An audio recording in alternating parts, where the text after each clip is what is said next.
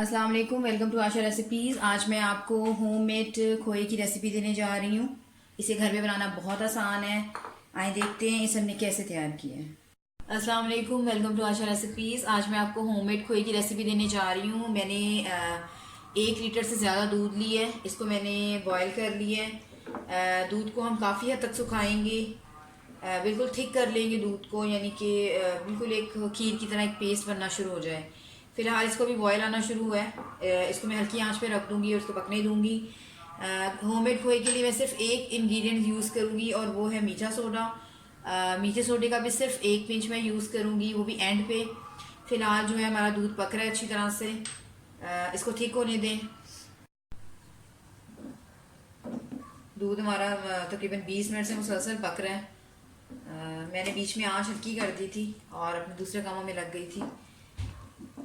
अगर आप बिल्कुल पास खड़े होकर पकाना चाहते हैं तो आप थोड़ी सी तेज़ कर सकते हैं और इसको मुस्तकिल चलाएं। आप देख सकते हैं दूध हमारा ठीक होना शुरू हो गया है। खोया बनाने के लिए फुल फैट मिल्क लें तो बहुत अच्छा खोया बनेगा।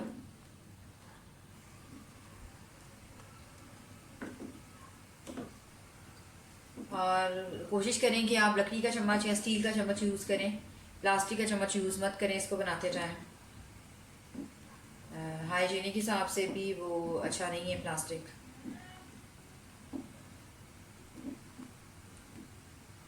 अभी ये काफ़ी थिक होगा, इसको टाइम लगेगा अभी।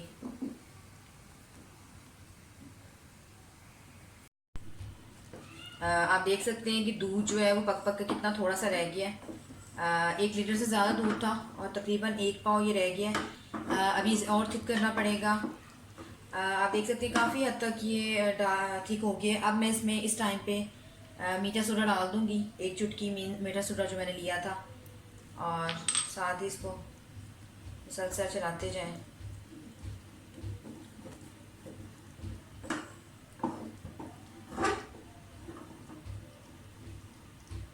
मीठा सोडा डालते टाइम इसकी फ्लेम और हल्की कर दें क्योंकि वो एकदम फूल जाता है जो खोया होता है।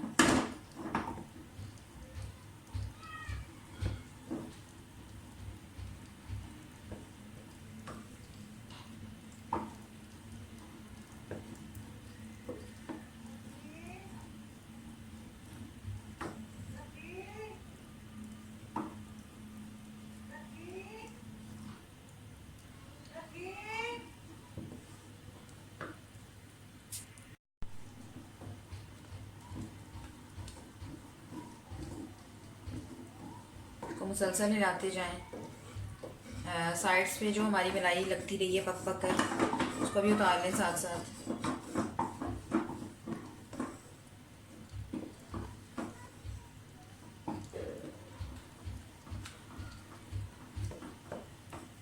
इसको मैं और थोड़ा सा थिक करूँगी। ये पूरी तरह से पक जाएगा, फिर इसको ठंडा करके तो मैं डिश आउट करके आपको दिखाऊंगी। अगर आप इसे फ्रिज में रख देंगे तो ये और ज़्यादा बिल्कुल सख्त हो जाएगा, जैसे बाज़ार का होता है।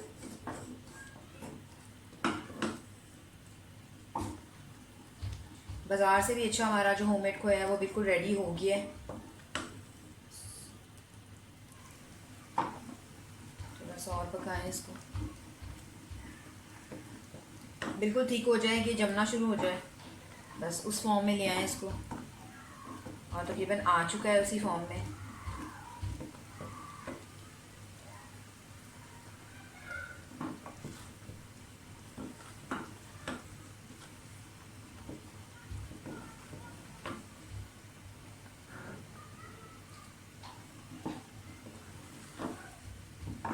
खोया ठंडा करके मैं डिश आउट करके आपको दिखाती हूँ।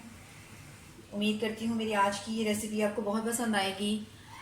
इसे आप बहुत सारे मीठों में यूज़ कर सकते हैं। गाजर के हलवे में यूज़ कर सकते हैं, उसके अलावा खीर में यूज़ कर सकते हैं, सेमियों में यूज़ कर सकते हैं। मतलब बहुत सारे मीठे बन सकते हैं, हमें बाज़ार से लाने की ज़रूरत नहीं है, घर पे बहुत अच्छा खोया तैयार हो सकता है। उम्मीद करती हूँ मेरी आज की रेसिपी आपको पसंद आएगी। अगर आपको मेरी रेसिपीज़ पसंद आ रही हैं तो प्लीज़ मेरे चैनल को सब्सक्राइब ज़रूर कीजिए। अगली रेसिपी तक के लिए अल्लाह हाफिज़। मैं इसे डिश आउट करके आपको दिखाती हूँ।